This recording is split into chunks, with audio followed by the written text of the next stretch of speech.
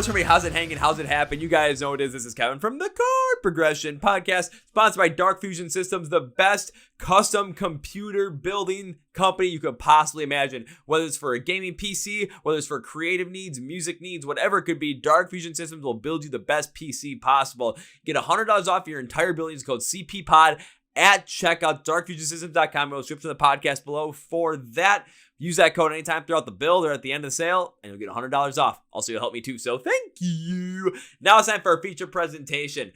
If you watch WWE in the 2000s, you know the intro song Across the Nation. The band that did the Union Underground is back, and we talk with Bryan from the band. We talk about their brand new Back to the 2000s tour with Soil, Flaw, and Raw coming up.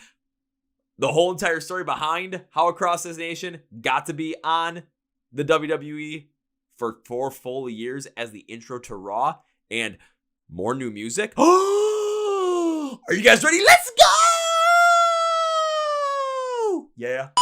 Well, ladies and gentlemen, boys and girls, listeners of the Chord Progression Podcast. If you're like me, you know this band because you watched WWE during the Ruthless Aggression Era, and if you watched Raw at any point in time, you heard their song Across the Nation literally start up the show every single night, and you got pumped up to all hell for it. And if you're ever wondering what happened to them, and if you could go see them live, now you can.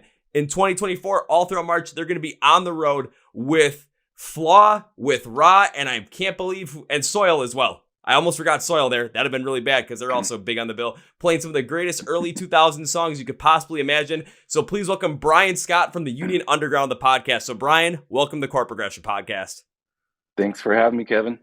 Thanks for being on, man. It is a blast to absolutely have you. And I got to ask, first thing off is, I know the tours come up in March. It's, big comeback tour type deal. What's it like coming back into music and playing live once again after quite a long break?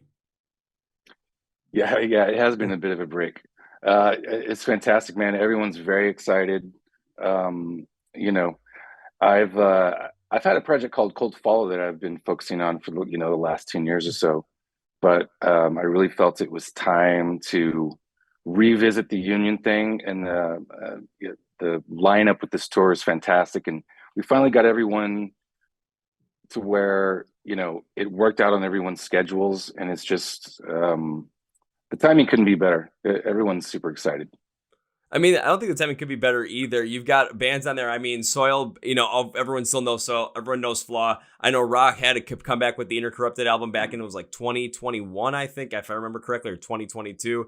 I'm going to mess that up eventually. It's pretty recent, yeah. But I know it's pretty recent, but it's just you're seeing more music come back like that. You're seeing more of that nostalgic kick come in from a lot of people. You're seeing it pop up once again all over the internet, online, wherever you can find it. So coming back at this moment right now, and especially after the craziness of the pandemic and then directly post-pandemic where everyone and their mother was trying to tour, it's kind of like that perfect spot to come in after that crazy, insane, everyone's out on the road. Now it's kind of died down a bit, and now it's starting to level back out. It's like the perfect time to go out. Yeah, 20 and 21 were just, wow. I mean, I never thought I'd see that in my lifetime. Yeah, it was a crazy time, and people are so excited to get back to shows. I mean, the attendance at shows now are just record numbers, which is, of course, because when you're locked down for 2 years, people just need to get back to their lives and, get back into it. So the excitement's unbelievable. And for so many of us, just going back to live shows was that biggest moment of getting back to normal, because now we're in a room together with a lot of people. Everyone is there for the same common goal of enjoying the music that's going to be played up on stage. And we get to actually enjoy the thing that gives us a lot of life, which is that music. So that's fever pitch to slow out and see live shows is still there. There are so many shows that I go and see that sell out before the show, before the show date. So you're still seeing that demand that is there. And especially with you guys, with Union Underground coming back, you've got, again, Soil, Flaw, Raw on the bill as well. I mean, I'll be surprised if you guys don't sell out, at the bare minimum, at least half of these shows. Oh, for sure. I mean, internally, of course, I've seen all the numbers, and yeah, that's going to happen for sure. Oh, okay. Yeah. Now that's even more exciting. But so when it comes to this tour as well, because I know you guys are going to play probably a good amount from An Education and Rebellion, but is there going to be any potential new stuff that's going to be played during that run as well? Yeah, we're going to do Education and Rebellion in its entirety, of course. and then across the nation. And there are a couple of songs that we're going to do that people have not heard. So, and one of them for sure will be on the new record. We have to keep some things close to the vest, of course, because we can't leak too much before the new record. But there are a couple of just slamming songs that we're going to do live that people have not heard. So it's kind of like this. The best way to potentially get a little bit of that insight into what the new record's going to be like and what some of those songs are going to sound like is to go get a ticket and go see the show live and experience in full the way it's supposed to be experienced. Not just, sitting down, passively listening to it. No, being an active participant in the music, in the experience, live, seeing you guys. That's the best way to do it, right? Agreed. Yep, 100%. So now, you've got to be excited too to go and see you guys play live because, of course, for someone like myself, I always want to go and I'm going to want to go see you guys play live. And of course, here across the nation, just given the fact that I watched WWE throughout that time. But now hearing that there's potential new music and absolute new rippers of music that's going to be coming out from you guys, that just adds to more of the excitement and more of the want to go and see not only what you guys have been up to, but what the creative output is going to be once we actually hear it. Yeah, man, we're really excited about the new stuff. And, the thing is, I really wanted to focus on making sure that the new record is a continuation of Rebellion, so it's going to have that kind of classic Union Underground sounds, it's what the second record should have been, and so I think people are going to be excited about that. Like, I don't want it to be like some completely brand new sound that people aren't familiar with, so if you own that record, you will be pleased by this one, I believe. To me, that makes the most amount of sense, too, because if it was going to be something that was completely brand new and a different sound that you were trying to go for, then why not just have a different name for the whole entire project altogether? But especially with, you had an Education Rebellion and then nothing to follow that up. Try and have this continuation on that, what the second record would have been like, especially with the resurgence in the sound, resurgence in the focus of that early 2000s sound. Yeah, that's going to be something that people are going to clamor for. But also from your perspective, too, it's got to be fun being able to go back into that mindset, into that mode, and write songs from that time period and just, kind of go into the time warp and go back into like 2002 in a certain way. Yeah, it is fun because I kind of get to be almost a fan as well while I'm writing, So yeah, it's super fun. So then what was the process like writing in that mindset, going back and kind of being a fan, but also having to write the music at the exact same time? Over the years, I've been writing a lot of Union demos and I just kind of put them aside and like I said, I have another project that I'm in as well. But every now and then I would sit down and start writing something for that project. And it just sounded so much like a Union Underground song. It's like, I got to keep this. I got to file this away for, when I reapproach that. So it's been fun to dig up old demos and go, oh, wow, that's awesome, man. So that's been a fun process to kind of put some of those older things together that have been sitting around for a bit and, make sure they gel with all the new stuff. So yeah, it's exciting. You essentially created your own buried treasure in that moment.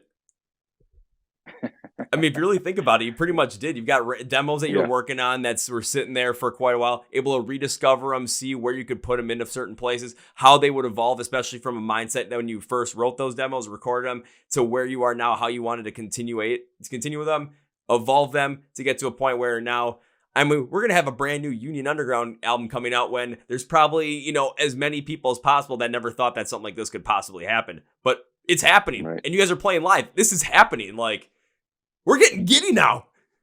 Yeah, it's exciting, man. I got to go into the backyard and dig up the demos, Yeah, you just get that shovel out, find the old cigar boxes that you kept them in. It's just like, oh shoot. Or if you have your dog run out there, it's like a dog burying a bone and then like finding it 10 years later, just ecstatic, jumping all over the place, acting like it's a puppy once again. But that excitement is still there and that energy just comes right back with it. So the fact that we're getting new music from you guys, I can't help but say it again. That's just incredible and it's ecstatic and it's just energetic and yeah.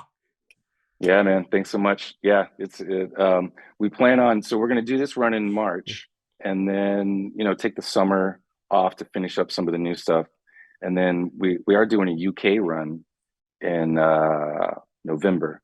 Can't really talk about it yet, but we're kind of. When does this come out, by the way? This will come out sometime in the Just next ballpark. couple of weeks after we record it. So, but Okay. probably, but if you can't talk much about that whole entire thing, then we'll keep it on the low. Yeah. But that is something to look forward to for people in the UK, because we haven't been there in a long time, and we constantly get comments and questions daily about going to the UK. So everyone's going to be excited about that. So I guess that's kind of a word of the wise to a bunch of fans out there. If you want to see a band come and play in your area or play your country, play your city, if they're going to ask you where to play, just constantly comment it and get other people to do it too, because that's how it's going to be tracked. That's where we're going to know where to play, It works. I mean, we some people claim not to, probably, but we look at it all. We like to see the what everyone's commenting on and what everyone's jazzed about. So I dig through social media all the time, and the UK need is there for sure. I mean, I've heard that. I would assume that too, especially just given the sound, given the style of the music as well. The UK is just going to possibly be clamoring for it. And if that's happening, absolutely go over there, take advantage of it. And with touring getting back to, especially is back to normal as much as possible, of course, there's always going to be costs that end up coming with it that always have to be taken into account. But if you guys have the ability to go over there and actually make it happen, then go and do it and get those times, get those experiences, because especially for coming back for touring after so long as the Union Underground, you have so much of an opportunity to just create such a magical moment for so many people that have been wanting to see this for years. Yeah, thank you. Yeah, so that is definitely happening in November, and we'll be announcing hopefully, by the first week of February. Ooh! So then by the time this comes up, coming up. So it's coming up, and all of a sudden there's going to be people that go absolutely gangbusters, ape crazy for it. You might just get random DMs of people going, "It's finally happening! I'm going to bring you this and this and this at the show. We're going to go nuts!" And it's going to be a flood of positivity. That's the key of it. Yeah, absolutely. Now, there's one thing I definitely want to ask you, and it's something that if I did not ask you this, my brother would probably drive over to my house and try and kick the living hell out of me if I never asked this, because he is a huge wrestling fan. What was it like getting Across the Nation to be the featured song on WWE for 4 years? Like, what was that whole experience like? Yeah, it was pretty amazing, because we contributed that song to that compilation record, Forcible Entry, right, which was WWF at the time. And there's a ton of fantastic bands on that compilation. And the pitch from them was to cover the song. They basically had theme songs, and they kind of wanted you to cover the theme songs using the lyrics and all that stuff. And I think, majority of the bands on there did that. But I really wanted to I took the bass line of the song and just wrote a new song around it, and I would send them little clips to make sure it was going to gel with what they needed for the record. But I didn't want to take the lyrics from the theme song or anything. I just wanted to take the kind of intro sound of because everyone was doing a theme for each wrestler, and at the time I wasn't even familiar with most of these guys, so I got introduced to them afterwards. But I really wanted to take the song and just kind of write a Union Underground song instead of covering, the theme song that was pitched. So, and they loved it. So luckily I was able to just, get a Union Underground song on that record, and the fact that it was used to, introduce the show every night for that long. I think it was 4 or 5 years. Crazy. And we did one of those live shows in Anaheim that was insane. Yeah.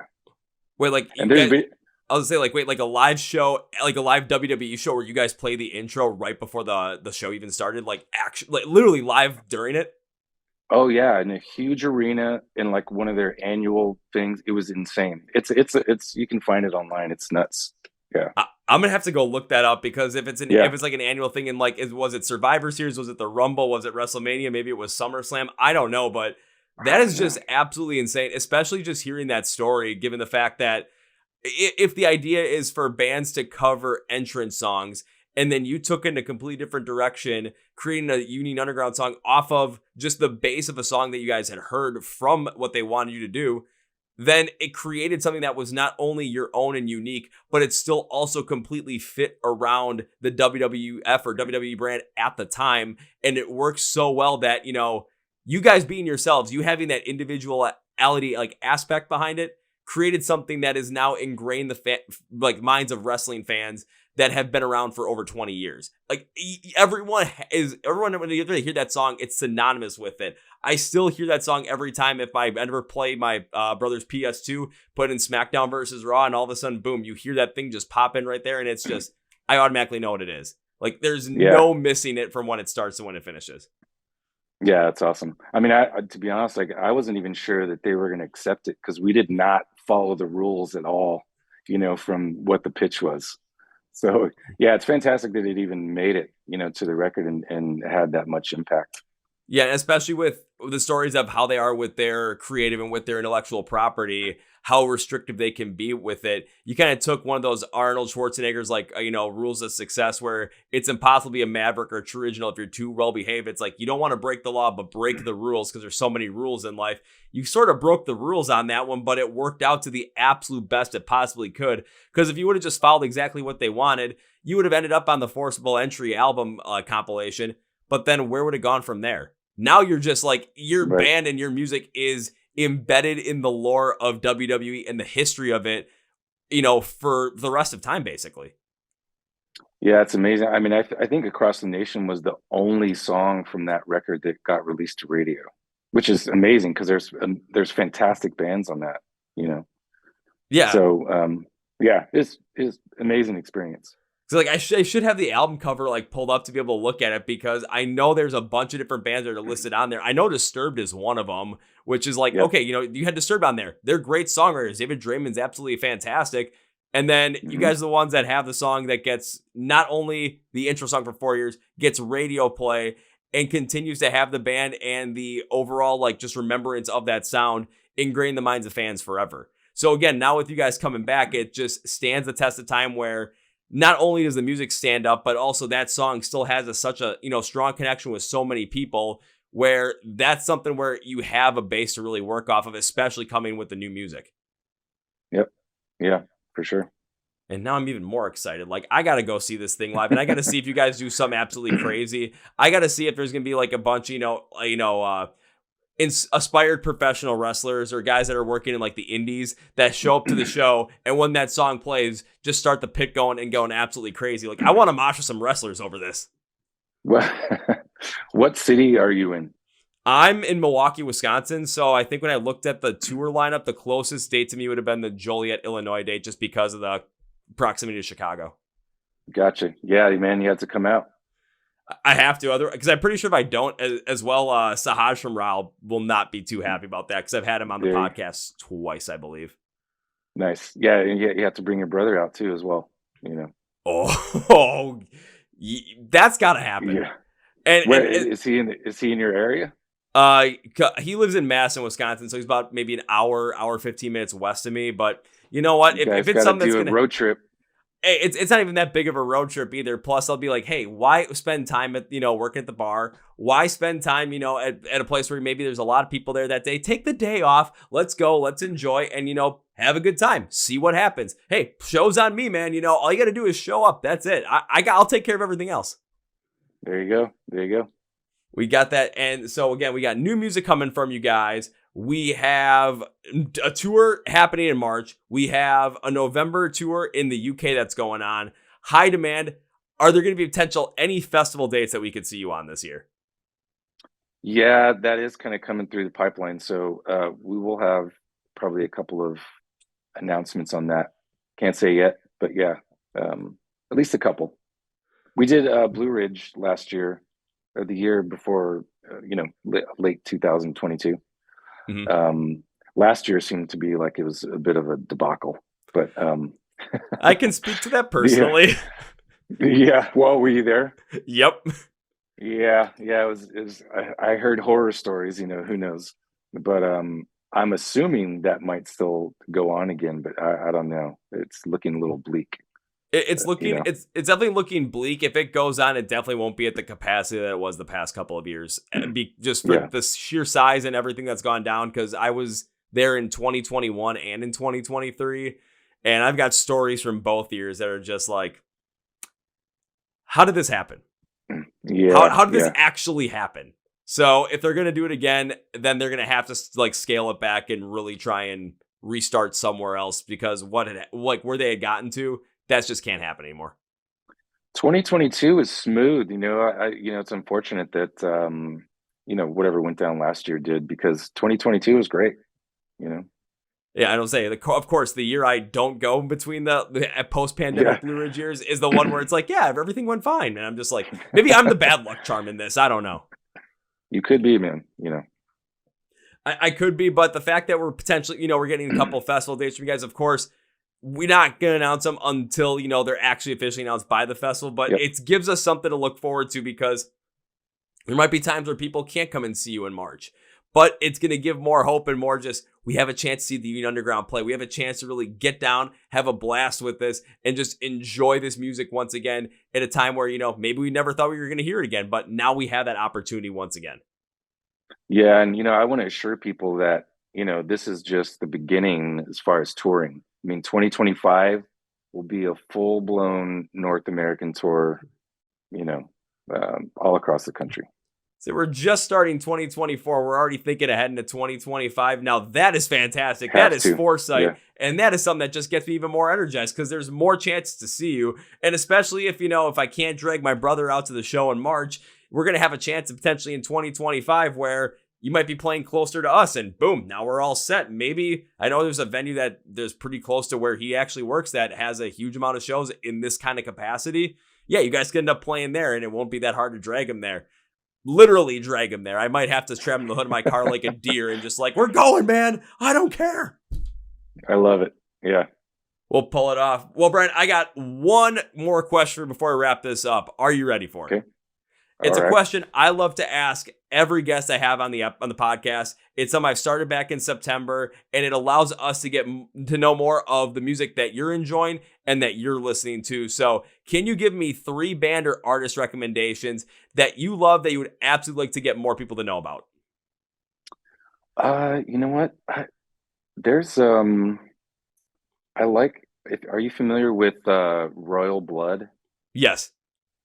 I actually like those guys a lot, and it's kind of a little outside of my usual listening, um, library. But I liked the record they did just before. I think they just put something out, but the one maybe from 2 years ago.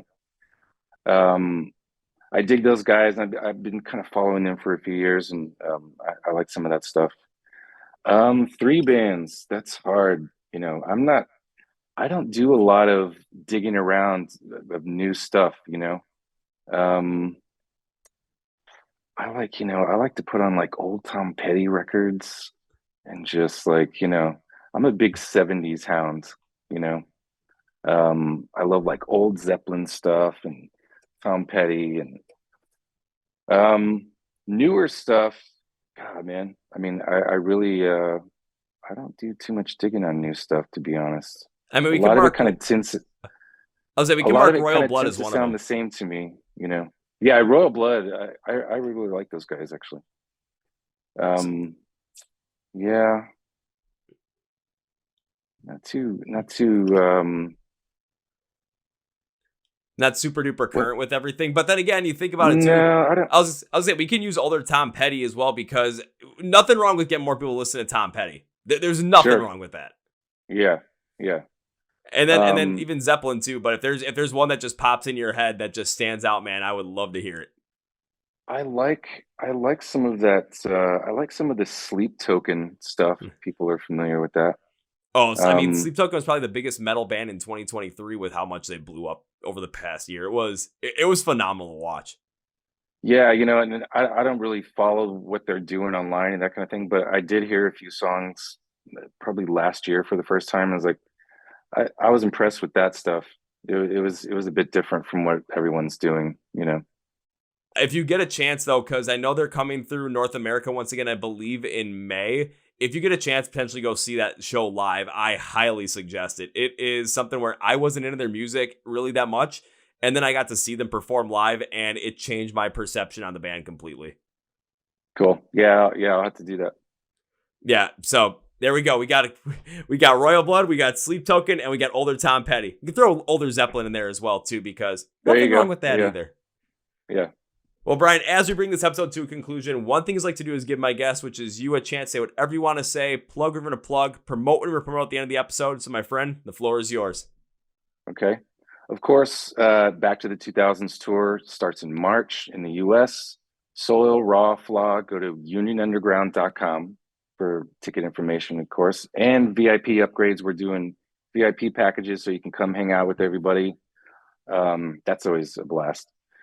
And the UK, of course, in November. Can't really announce the details of that yet, but by the time this is out, it'll probably be announced so we can kind of attach it to the post and everyone can get that information. And an obnoxious amount of music will be released in in the next couple of years. So no worries there. Oh, then there is a lot to really get into there. So the best way when it comes to the underground, to make sure to follow along with all this stuff, go and see them live in March if you're in the US. Go and see them live in the UK if you're in the UK in November, and make sure you're aware of all the new music that's coming out. Best you can do is go to description of the podcast where it says find the underground online, links and labels for social media where you can find their music, stream it, listen to it, buy some merch, and get tickets for those shows. All going to be down there as well. So I'm doing all the hard work for you. All you got to do is click and go back to the 2000s with us and absolutely enjoy. And Bryan, now it's time for promise number 2, or part number 2. I make a certain promise whenever I've guests on the podcast I absolutely enjoy having on, as a way to say thank you for being on the podcast. Thank you for taking the time. And I would like to continue to support the band in the future any way I can. And I like to do it like this.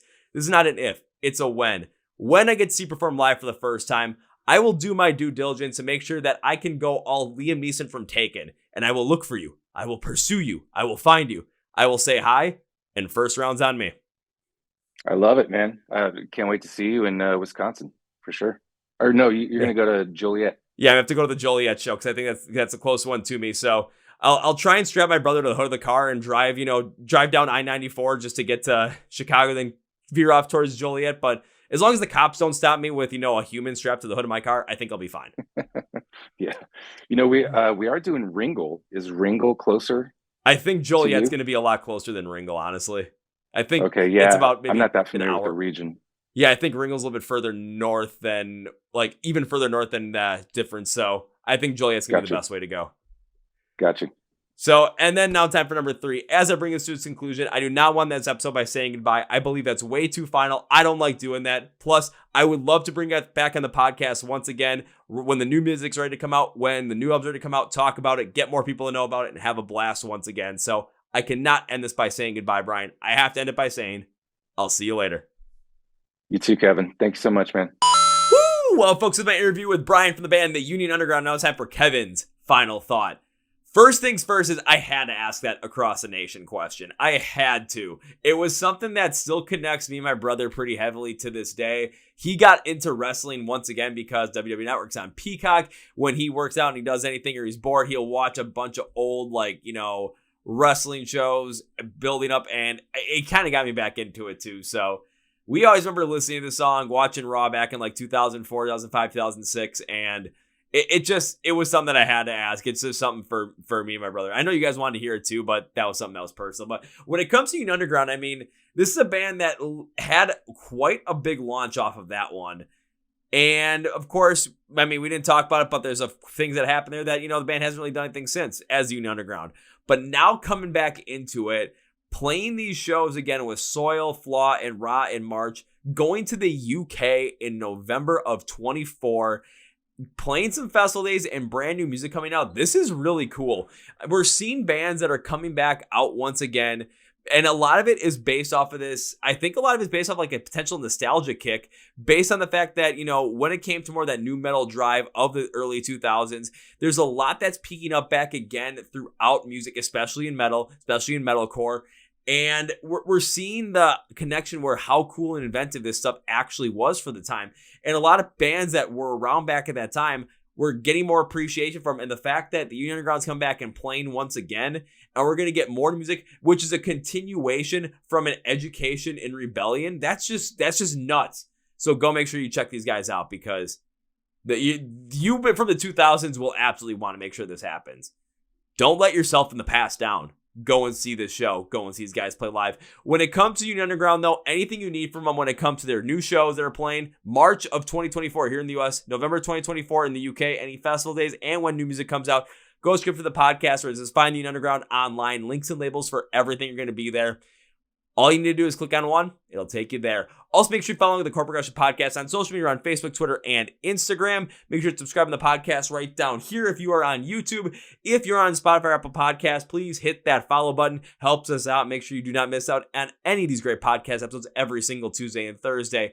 And hit like on the episode as well. Helps push us in all the algorithms and gets more people to know about the great rock and metal music. Thank you once again, Mr. Bryan. I really do appreciate it. I cannot wait to have you back in the podcast once that new album is ready to drop and we can talk all about it. Until then, let's just enjoy this Back to 2000s tour. On that note, that's going to be you guys. Thank you for watching, listening to the Chord Progression Podcast. My name is Kevin, and you guys know how I end every single one of those. A big, healthy, and hearty. See